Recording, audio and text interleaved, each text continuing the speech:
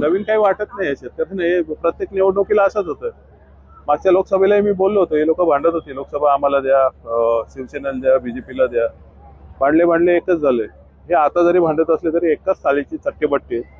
यांनी केलेले भ्रष्टाचार, यांनी केलेले आमच्या शहरांची जी अवस्था आहे, त्याच्याकडनं कुठेतरी लक्ष दुसरीकडे डिवाइड होण्यासाठी हे भांडत राहणार इलेक्शन मध्ये. आणि त्याची आता पेरणी चालू आहे त्यांची. हे सगळं होणारच आहे, असंच होत राहील.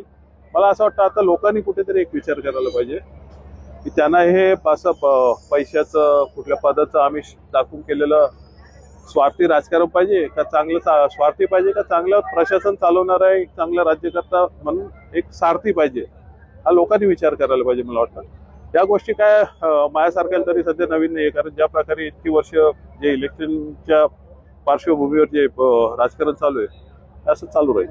नवीन तुम्ही पत्रकार आहात, तुम्ही फिरून बघा धक्का कुठल्या गटाला बसलाय ते. कारण हा धक्का मी 6-8 महिन्यापूर्वीच बोललो होतो हे होणार आहे.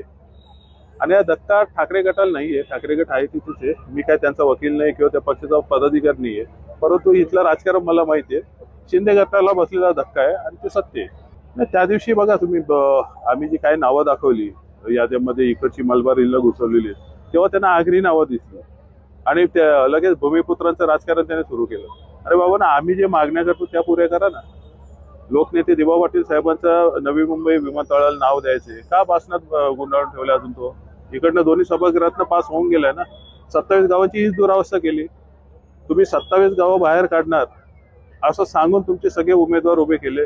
ते आम्ही सगळ्यांनी त्यांच्या पाठीशी उभे राहून ते बीजेपीचे निवडून दिले होते. काय केले यांनी.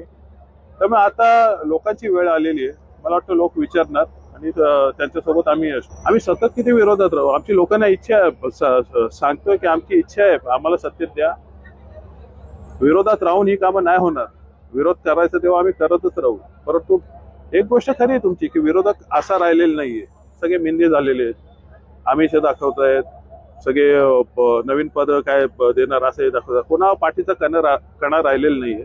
सगळे इथले राजकारणी आहेत ना, दुर्दैवाने बोलावं वाटतं की सरपटणारे प्राणी आहेत, यांना पाठीचा कणा नाहीये. नाही ना, माझी तर विनंती आहे लोकांना की तुम्ही बघत असाल कमेंट्स काय येत आहेत सध्या, ज्या प्रकारचं राजकारण चालू आहे.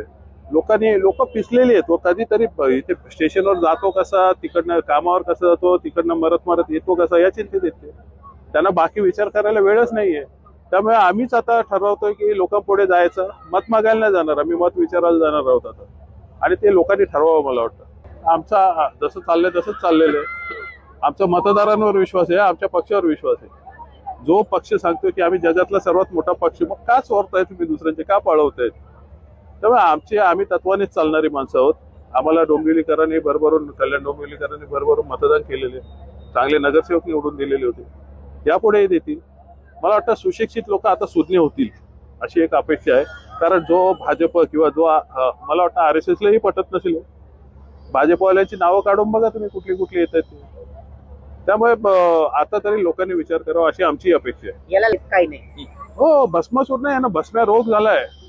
ही शहरं जी ओरबडून खातायत ते. पलाव पूल पाहिला तुम्ही. आता म्हणे कल्याण शिलपाटा रोड ते एलिव्हेटेड करणार. कशाला करणार एलिव्हेटेड. पैसे काढायला. ती मेट्रो तरंगतीच राहणार आहे. पैसे काढून झाले त्याची टक्केवारी. यांना फक्त ओरबडून कामं काढायची आहेत, विकास काय करायचं नाही. जी काय कामं आणली असतील त्याची क्वालिटी बघा. आम्ही सतत बोंबा मारत असतो. त्यामुळे हे सगळं भ्रष्टाचार करण्यासाठी कामं दाखवतायत. इन्फ्रास्ट्रक्चर वगैरे, इन्फ्रास्ट्रक्चर मॅन वगैरे काही नाही. तर पलावा पुलाला एक उभा केला बघा, कधीतरी दिसेल तुम्हाला इन्फ्रास्ट्रक्चर मॅन, तो रॉकेटच्या बरोबर. काय आता बरंच काय येतं तोंडात, पण तुमच्यासमोर बोलू शकत नाही अशी परिस्थिती आमची झाली.